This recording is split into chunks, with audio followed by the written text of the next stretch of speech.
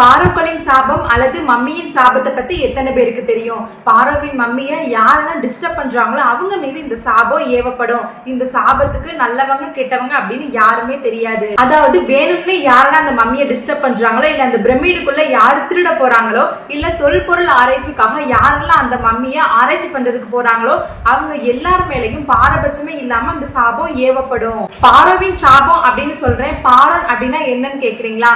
பாரோன் அப்படின்னா பண்டைய எகிப்து காலத்துல உள்ள அரசர் அல்லது அதிகாரியை தான் பாரோன் அப்படி சொல்லி கூப்பிடுறாங்க.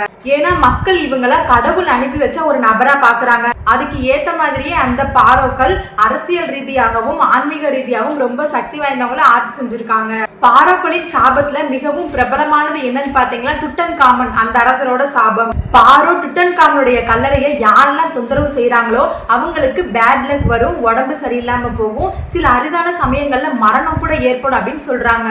அந்த காலத்துல ரொம்பவே பிரபலமான கல்லறையை உருவாக்குறாங்க அப்படின்னா கண்டிப்பா கல்வெட்டுல ஏதாவது எழுதியிருப்பாங்க. ஆனா டுட்டன்காமனுடைய கல்லறையில இந்த சாபத்தை பத்தி எந்த விதமான வார்த்தைகளுமே பொறிக்கப்படல. ஹோவர்ட் கார்ட்டர் அப்படிங்கிறவரு 1922ஆம் ஆண்டு டுட்டன்காமனுடைய கல்லறையை கண்டுபிடிக்கிறாங்க.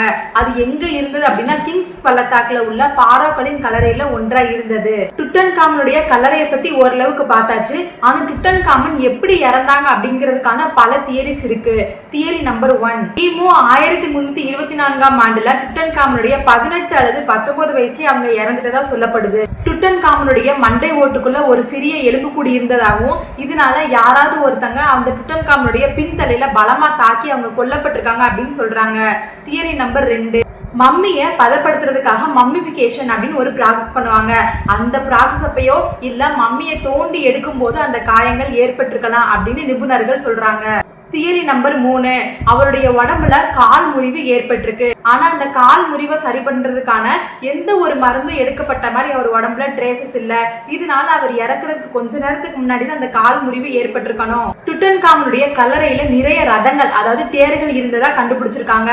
அப்படின்னு பார்க்கும்போது அவர் தேர்ல இருந்து வேகமா போகும்போது கீழே விழுந்து இறந்திருக்கலாம்.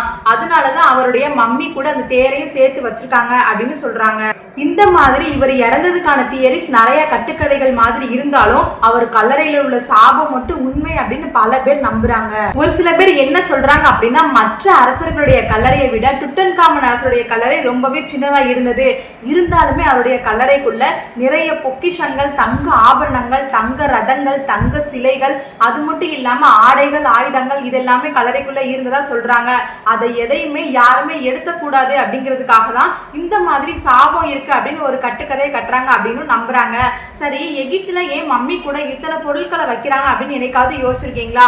ஏன்னா எகிப்தியர்கள் அவங்களுடைய வாழ்க்கைக்கு அப்புறம் அதாவது இறந்ததுக்கு அப்புறம் இன்னொரு வாழ்க்கை இருக்கு அப்படின்னு நம்புறாங்க.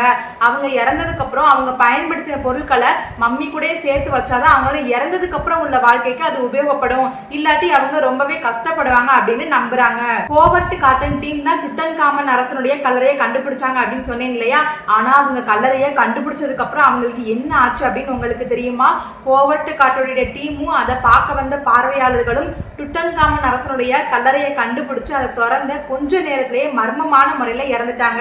அவங்க எதுக்கு இறந்தாங்க அப்படின்னு இன்ன வரைக்கும் யாராலையும் உறுதியா சொல்ல முடியல. டுட்டன்காமன் அரசனுடைய கல்லறையை பத்தி நீங்க டைம் வித் ஆர்ஜே சேனல் மூலமா தெரிஞ்சுக்கிட்டதுல எனக்கு ரொம்ப சந்தோஷம். உங்களுக்கு இந்த வீடியோ பிடிச்சிருந்தது அப்படின்னா மறக்காம நம்ம சேனலை சப்ஸ்கிரைப் பண்ணிட்டு உங்க லைக்ஸை தெரிவிக்க விடுங்க. அதுக்கப்புறம் யாரெல்லாம் வரலாற்று நிகழ்வுகள் பார்ப்பாங்களோ உங்க ஃப்ரெண்ட்ஸ் உங்க ஃபேமிலிக்கு இந்த வீடியோவை ஷேர் பண்ணுங்க. அடுத்து என்ன மாதிரியான வீடியோ போடலாம் அப்படிங்கறதையும் மறக்காம கீழே கமெண்ட்ல சொல்லுங்க. Until then, bye.